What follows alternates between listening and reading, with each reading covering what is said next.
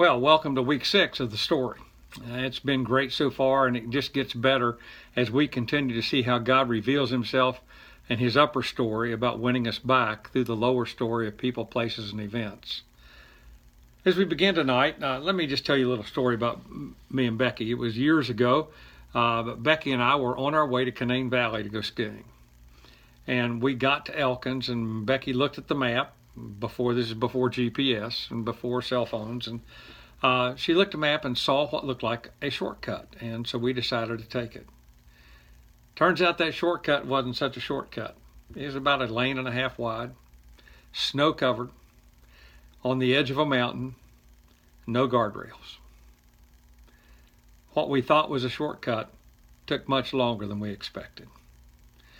I wonder if you've ever been in charge of a trip and had to deal with people complaining and then taking a wrong turn. Not a fun situation.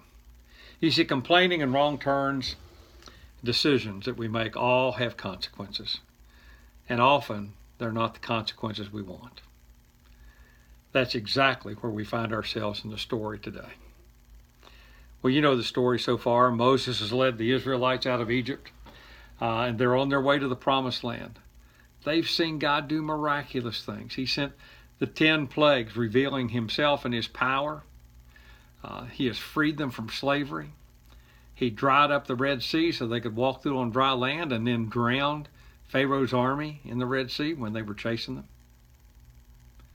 He's provided for them for food, manna from heaven, quail. He's guided them with a pillar of cloud by day and a pillar of fire by night. He's met their every need. He has done all that he can for them, shown them miraculous things. And now they come to Kadesh on the edge of the Promised Land. Well, Moses, being prudent leader, selects one leader from each of the tribes of Israel and sends them in to the land, to the Promised Land, to search it out, and then come back and make a report. Well, that's what they do. And when those 12 go through the land, here's what they find.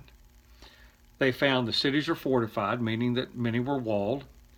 The land was rich and fertile for growing crops, raising livestock. In fact, the scripture says that when they returned, they had a cluster of grapes. It was so large, had to have 2 men carry it. The people in the Promised Land were many, and some were really big. We might even call them giants. Well, after 40 days of checking out the Promised Land, the 12 returned to make their report, and the people are anxiously waiting for their report, really anxious to get to the Promised Land. But the report wasn't what they expected. All 12 of the spies agreed that the land was great and the crops were huge. All 12 agreed that the cities would be tough to conquer and that there were some really big people in them who would probably fight tooth and toenail to keep their cities, to keep living there, and to keep the Israelites out. But that's where the rub came. 2 of them, Caleb and Joshua, said, "Come on, let's go. We can do this. God will fight for us. Let's go take the land. It's ours." But the other 10, said, we can't do it. They're too big and they're too tough for us. Here's how they describe themselves in Numbers chapter 13. It says, "We saw the Nephilim there, the descendants of Anak. We seemed like grasshoppers in our own eyes, and we looked the same to them." Well, the people took the advice of the 10. And because of that, God was displeased with the people. And he sent them wandering in the desert, in the wilderness for 40 years. One for each day the spies had been in the land. None of the adults who believed the report of the 10, would enter the Promised Land. Only Joshua and Caleb. Well, jump now 40 years ahead, and the people are now back at Kadesh. The Promised Land lies before them.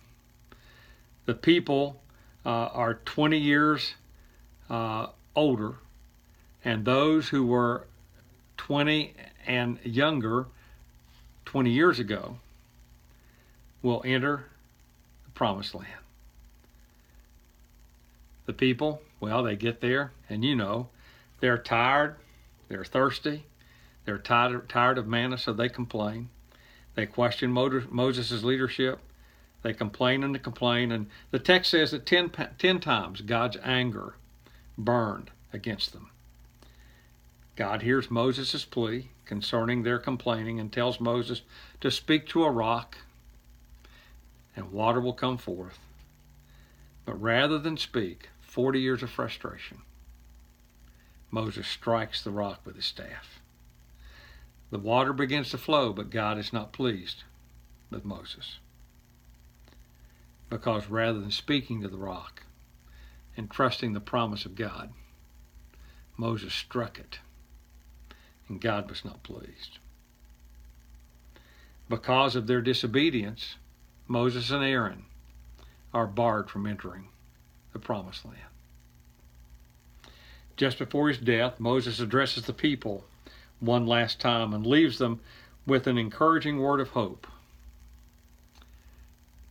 Well, as we think of the story today, what are the lessons we can learn? Well, first is this: choices have consequences. At Kadesh, the people who chose to follow the counsel of the 10, the counsel of their fears, resulted in 40 years of wandering in the wilderness and never entering the promised land. When Moses struck the rock in disobedience, he was not allowed to enter the promised land. No one is exempt from God's judgment. Even Moses was punished for his disobedience. Second thing is the majority will not always make the right decision. The 10 spies reported back out of their fears and then stirred up the people to follow. Joshua and Caleb were in the minority, but they pointed to the right path. The majority will not always make the right decision. That's one of the problems we have in democracy, isn't it? Third thing, fear can paralyze us and keep us from experiencing what God has for us. The fear of the 10 kept the Israelites from experiencing all that God had for them in the promised land. See, the spies' problem was not God's power, but their own view of themselves. We're grasshoppers, they said, in our own eyes, and so we were in theirs. I wonder what fears keep you from moving forward. From moving forward in God's direction in your life. Is it the fear of failure or the fear of the unknown? Is it the fear of what life might hold, even being able to survive? Is it fear of what others might think of you? I believe it was General Patton responding to a soldier's question about his calm in the face of battle. And here's what he said: "I've learned not to take the counsel of my fears." Well, a fourth thing is that disobedience brings God's judgment. As I just said, Moses was punished for his disobedience. It's not whether you have more good deeds than bad. It's not being better than someone else. Disobedience brings God's judgment. The bills always come due. Well, when it's time for Moses to go, God has told Moses he would not be entering the promised land. He would be allowed to see it, but he would see it from the mountain on which he would die. Knowing that he would soon die, Moses had a heavy burden on his heart for these people. He needed to impart wisdom and instruction to his children. Moses needed to pass Israel's history down to them so that they could learn from their father's mistakes, and maybe his. Most of all, Moses desperately needed to convey to them the work of God on their behalf, and to encourage their appropriate responses of trust, love, and obedience. His message can be summarized as follows: there's only one God, the Lord.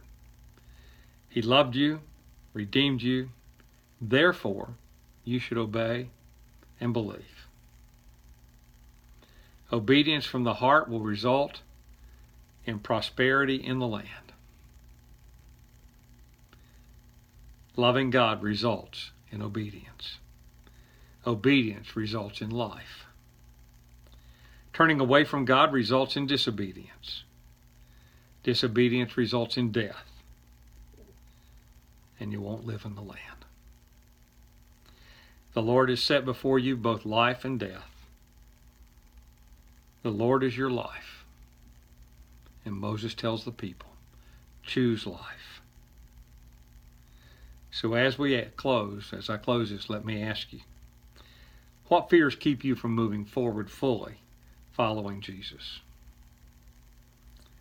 What disobedience needs to be confessed, forgiven, covered, for you to experience what God has for you?